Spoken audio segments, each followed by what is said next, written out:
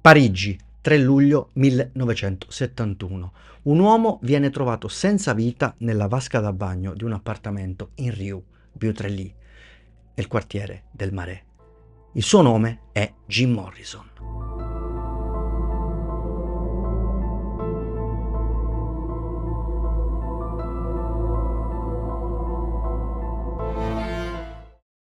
L'iconico leader dei Doors, il poeta maledetto del rock, il profeta del sesso, delle droghe e della ribellione, muore a soli 27 anni, entrando in quello che diventerà il club più oscuro della musica, il Club dei 27.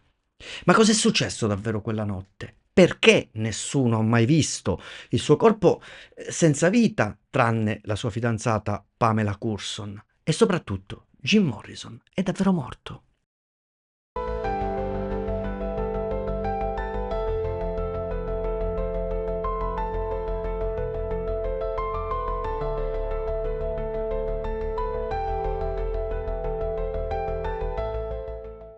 Questa è la storia di una delle più grandi leggende del rock e dei misteri che ancora oggi la circondano. Dopo anni di eccessi, di scandali, problemi con la legge, Jim Morrison decide di lasciare l'America e rifugiarsi a Parigi con la sua compagna, Pamela Courson. Il suo obiettivo è quello di ritrovare la pace, dedicarsi alla poesia, allontanarsi dalla vita distruttiva del rock and roll. Però qualcosa non va. Gli amici lo descrivono come stanco, depresso, il peso della fama sembra schiacciarlo. Il 2 luglio del 1971 Jim e Pamela trascorrono la serata in un locale. Secondo alcuni testimoni Jim potrebbe aver assunto eroina nonostante il suo terrore per gli aghi. Tornati a casa, Morrison si sente male, vomita sangue e Pamela gli suggerisce di fare un bagno per rilassarsi. E poi il silenzio. La mattina del 3 luglio Pamela lo ritrova nella vasca, immobile, senza vita. E non c'è nessuna autopsia, nessuna indagine e il referto medico parla semplicemente di insufficienza cardiaca.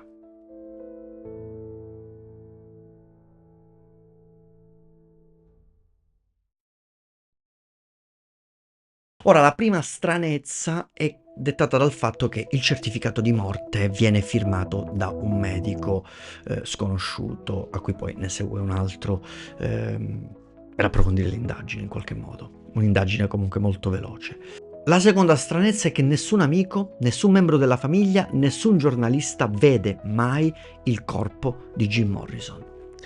La terza stranezza è che Pamela racconta versioni contrastanti. Prima dice che Jim si è sentito male la sera stessa, poi sostiene di averlo trovato già privo di sensi nel cuore della notte, ma secondo il biografo Steven Davis, a un certo punto della serata Jim decide di avviare delle proiezioni di vecchi filmini in Super 8. Durante la visione Pamela pare abbia tagliato alcune strisce di eroina con la carta di credito su di uno specchio. Ora, Jim aveva una paura folle di quella sostanza, eppure pare che la sniffò. Alcuni asserirono che forse Pamela, conoscendo la sua ritrosia a utilizzare quel tipo di droga, gli avesse detto che si trattava di cocaina. Dopo una lite comunque pare che Jim abbia chiesto addirittura alla compagna altra sostanza. Dopodiché si sarebbe messo a letto prima di iniziare a soffocare nel cuore della notte. Pamela, secondo questa ricostruzione, lo avrebbe schiaffeggiato per farlo svegliare, finché poi Jim, ridestato, si sarebbe trascinato nella vasca da bagno per poi iniziare a vomitare. Dopodiché avrebbe rassicurato Pamela che, esausta dalla situazione e dalle droghe assunte, sarebbe tornata poi a letto. Alle 6:30 Pamela si sarebbe svegliata e avrebbe trovato la porta chiusa dall'interno, la porta del bagno. Pare che abbia chiesto aiuto poi a Jean de Breteuil, che aveva venduto l'eroina proprio alla donna e che secondo alcuni in quei momenti si trovava a letto con l'ex compagna di Mick Jagger, la cantante Marianne Faithfull. Al suo arrivo trovò Pamela su di giri, praticamente sull'orlo dell'isteria. Quando riuscirono ad entrare in bagno, dopo aver rotto il vetro della porta e aver girato la chiave dall'interno, trovarono Jim Morrison senza vita nella vasca da bagno. Spaventato, Jean pare abbia consigliato a Pamela di disfarsi della sostanza che era rimasta nel water. Prima di fuggire via per la paura di essere coinvolto nell'indagine, in quanto qualora Jim fosse davvero morto per overdose, ovviamente colui che aveva procurato la dose letale alla coppia era stato lui. A quei tempi, tuttavia, pare che a Parigi le autopsie non fossero fatte così facilmente, per cui a Pam bastò dire al medico legale che Jim, che comunque sul corpo non aveva segni, aveva avuto un semplice attacco di cuore. Il medico tuttavia pare sia rimasto allibito dell'età del defunto, perché a suo dire avrebbe detto che quello era un 57enne, non un 27enne. La polizia poi notò alcune incongruenze nel racconto di Pam e invitò a indagare un medico di maggiore esperienza, Max Vessiglie, che constatò la morte per attacco di cuore. Ora Pam non voleva diffondere la notizia della morte di Jim, il cui cadavere poi rimase chiuso nella cassa per 2 giorni fino al 5 luglio, prima dell'arrivo delle pompe funebri, a causa della paura del clamore mediatico che si sarebbe scatenato.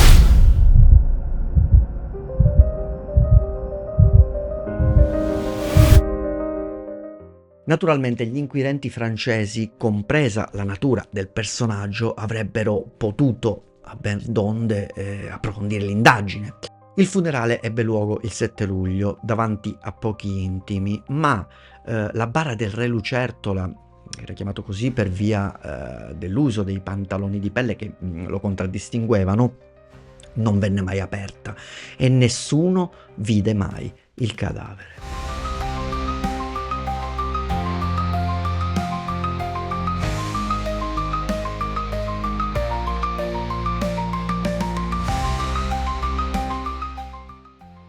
Una delle teorie è l'overdose accidentale, la versione più diffusa è che Jim sia morto per un'overdose di eroina. Ma se così fosse, perché non c'è nessuna traccia di droga nel referto medico? Forse perché non c'è stato alcun referto medico.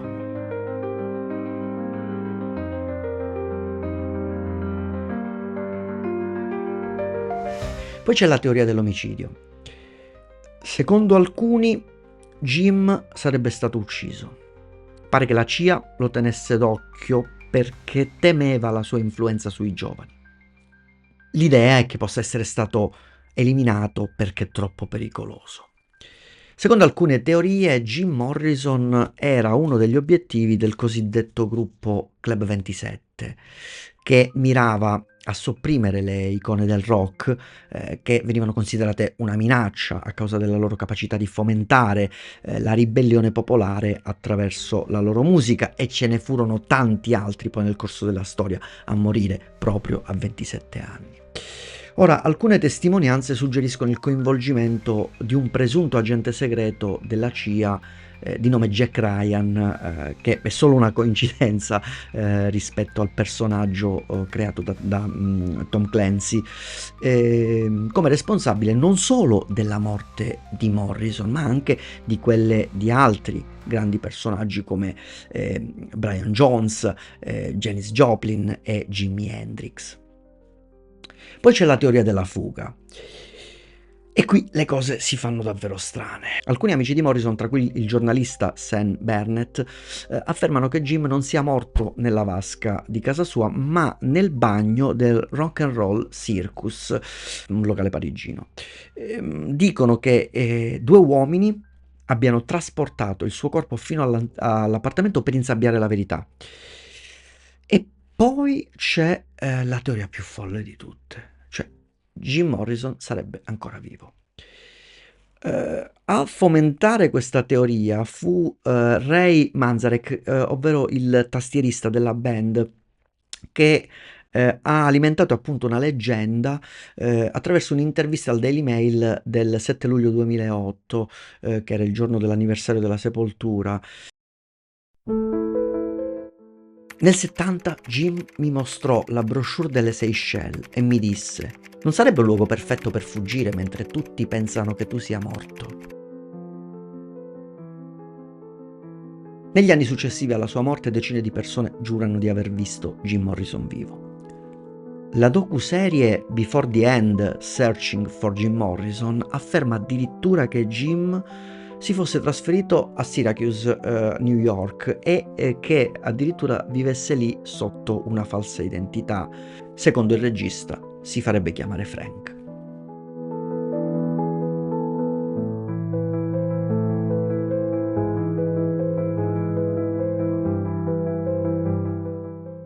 Jim Morrison è morto il 3 luglio del 1971, o almeno questa è la versione ufficiale.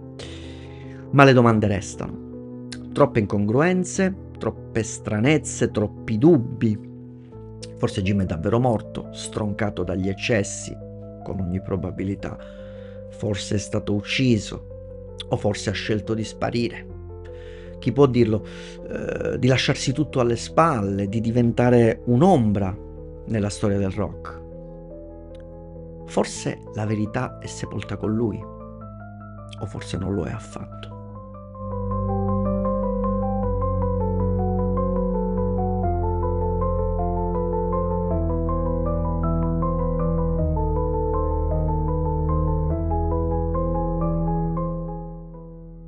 E tu cosa ne pensi? Scrivimi nei commenti, qual è la tua teoria, cosa è accaduto secondo te a questa grande icona, della musica, e se questi video ti piacciono fammelo sapere con un like o iscrivendoti al canale. Io nel frattempo ti ringrazio per aver visto il video e ti aspetto qui per un nuovo video, per un nuovo enigma.